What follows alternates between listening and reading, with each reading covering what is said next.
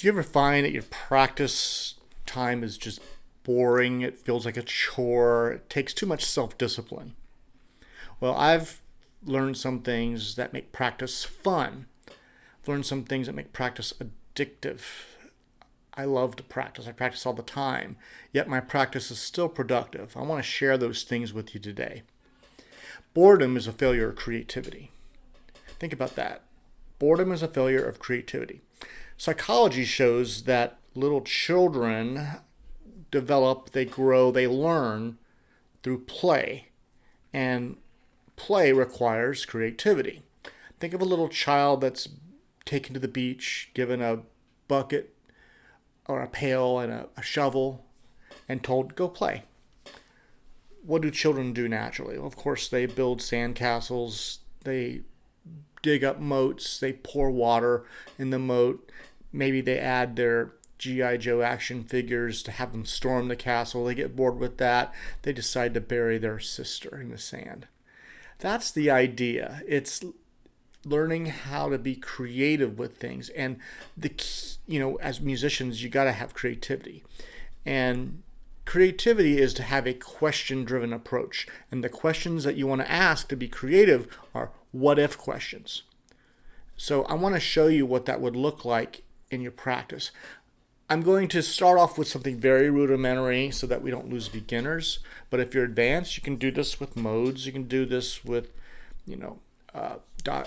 diminished arpeggios, sweep picking, whatever, okay? But I'm just going to take this straight A minor pentatonic that just about all of us end up learning at the fifth position as guitarists, and just show you what would it look like to learn that for the first time, and to use creativity by having this question-driven approach to ask those what-if questions, and to apply this in an incremental fashion that makes sense in order to practice and make it fun instead of being boring, at the same time to be productive. I'm going to take it in a logical a series of steps that you might want to use as a guide. First thing I want to do is infuse rhythm, because rhythm breathes life into things, and it's the first thing, it's probably the easiest thing to incorporate that makes practice sound more musical instead of it sounding like a drudge exercise. Now, granted, I probably should have got a drum loop here going. I've got just a metronome going, but it'll suffice. Drum loops are going to even help us get over that hump of it sounding mechanical and feeling mechanical. But a metronome will do. And I've got this set moderately, about 80 beats a minute. Obviously, you can just play the scale on the quarter note, but we want to be creative with it. So we want to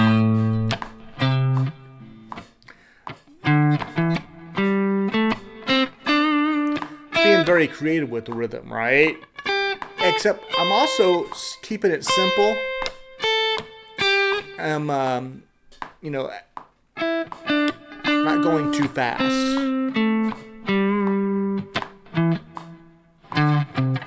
Let's add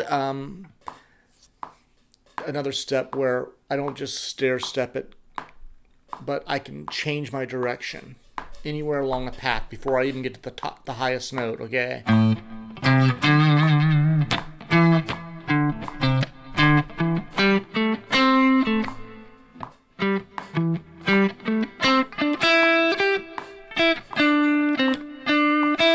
Keeping it very simple and relatively slow as you start off. When you get better, you can start playing faster.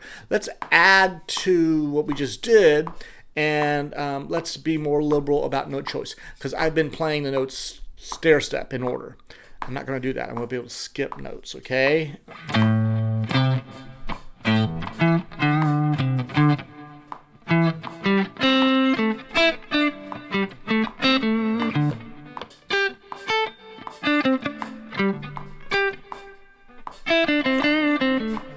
Now I'm going to be creative with the patterns. If I hear a pattern, I can repeat it.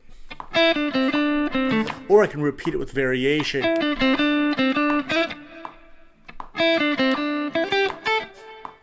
So put all these things together. They're what-if questions. What if I play the notes and skip? What if I play a different rhythm? What if I take that pattern I heard and repeat it, or with variation.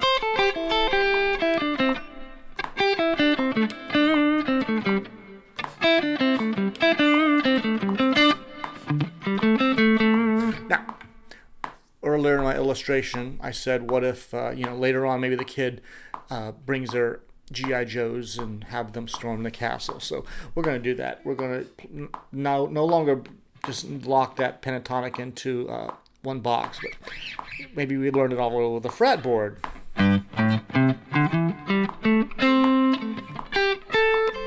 Maybe we get faster.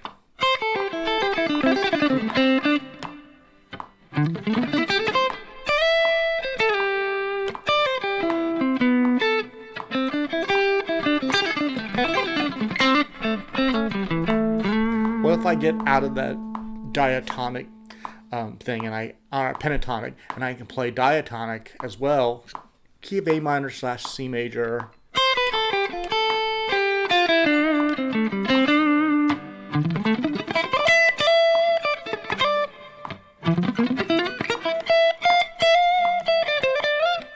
I heard that, but I don't like how I got there.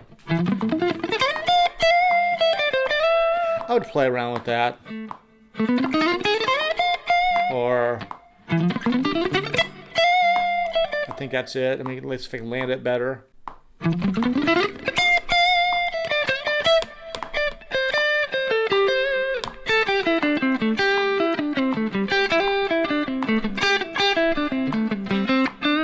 So I'm practicing now diatonic, and I'm broader on the fretboard. Let me see if I can even be wider with my notes, okay?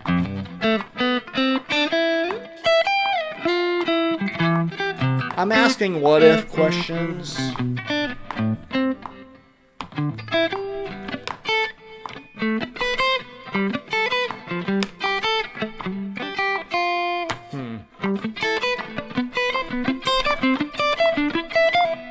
What if I play that with the pick on the lower string and the flesh of the finger on the high string?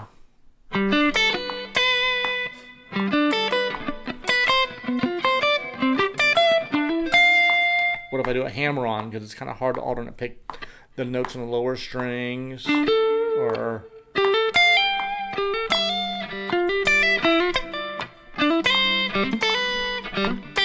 now I'm trying the hammer-on on the high string.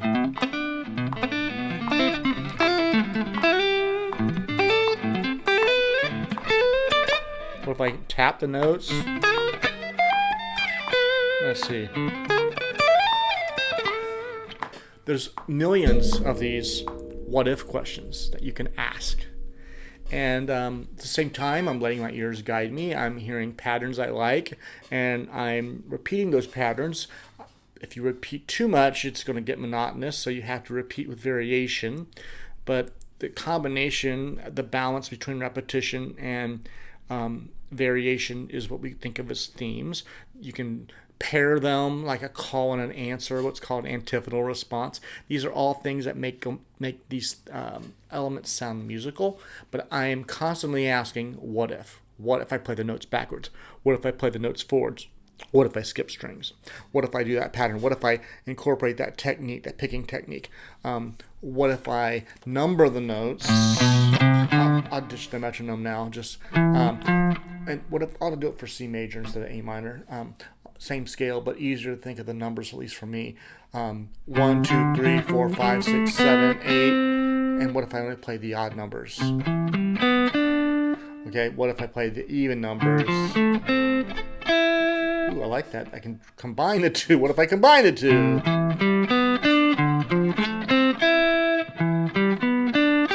Or I like that note. But anyhow, in everything you practice forwards, you practice backwards. What if I skip strings?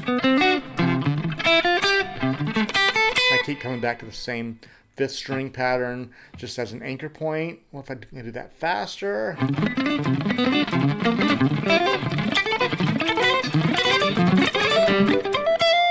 I'm just going up the fretboard now. So the sky's the limit with this. This is kind of how you can practice.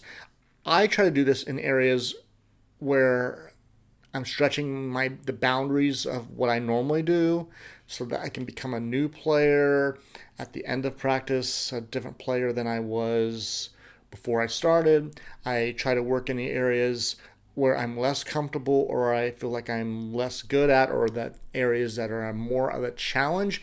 You have to look at challenge as a glass with a glass half full mindset. In other words, like an optimist does instead of like a pessimist does. You got to embrace challenge as part of the fun. It's kind of like, why does somebody climb Mount Everest? They climb it for the challenge because it's there. That's got to be your mindset. That's how you grow in music. But if you can do this with this creative mindset that asks what if questions, and I'm showing you that with scales mostly, but I can do it with intervals, I can do it with arpeggios, I can say, what if I play thirds going up the C major scale? What if I can, play them together? What if I play sixes instead? Whoops. And then what if I get tapping involved? Like...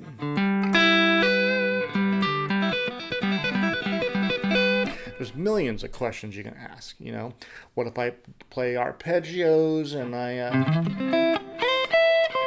so that's a C major. Then I work up the number system. So I'm adding something from music theory. So I'll do the 1 major, 2 minor, 3 minor, 4 major, etc.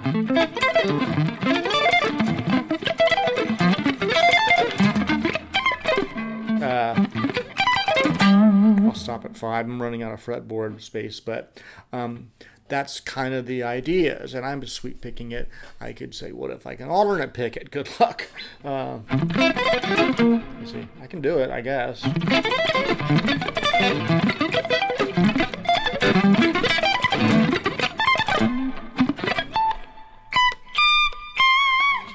trying to do that diminish, really trying to do it as a 5/7. And end it on the C. Anyhow, millions of things you can do, okay? And that's just trying to stay within one key. I don't have to stay within one key. So that's the idea. To summarize it, boredom's a failure of creativity. Lead your practice with questions. Have a childlike mindset that will stave off the boredom. You want to not simply try to learn how to play the guitar. You want to be playful with the guitar. This is the toy of the sandbox music. It's, music theory tells you how to put it together. Your ears and your heart help make sense of things and help you to figure out how to make it musical. And you want to say something ultimately. So these are the ideas. And explore your boundaries, explore the things, work on the things you can't do, or at least the things you can't do well. And when I'm doing this and I'm asking these what if questions, sometimes I'll make new discoveries. And when I make a new discovery, that's when I have a growth spurt. And I apply it to all the other things I knew, and I'm standing on the shoulders of giants, and I have this huge growth spurt, and I learn new things. And I've been doing this for a while, and I'm telling you, it absolutely works. I don't have to sit with a practice routine. I don't have to go through a checklist. If that works for you, then you didn't need to watch this video, and that's great. But this is a creative way to practice, and I'm telling you, it produces results. So, hey, that's all I have on the subject. I hope you've enjoyed the content here. If you do, please like and subscribe. I've got more coming. Thank you.